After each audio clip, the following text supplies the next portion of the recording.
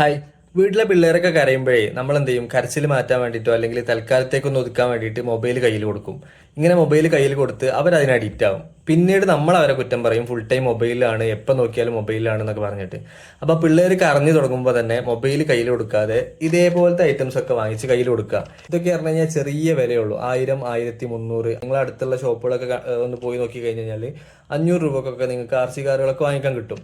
അപ്പോൾ അത്തരം സാധനങ്ങൾ വാങ്ങിയിട്ട് പിള്ളേരെ കയ്യിൽ കൊടുക്കുക. നമ്മുടെ അടുത്തും ഐറ്റം സ്റ്റോക്ക് ഇതിപ്പോൾ ലാസ്റ്റ് ഐറ്റം ആണ്. നമുക്കിത് 1200 വരുന്നത്. മുന്നേ നമ്മൾ 1000 രൂപക്കൊക്കെ കൊടുത്തിട്ടുണ്ടായിരുന്നു, ഇൻക്ലൂഡിങ് ഡെലിവറി ചാർജ്. പിന്നെ നമ്മൾ 12 രൂപ, 15 രൂപ, 18 രൂപ വരുന്നൊക്കെ ഡിഫൻഡറുകൾ 9500 നമ്മൾ കൊടുത്തിട്ടുണ്ട്.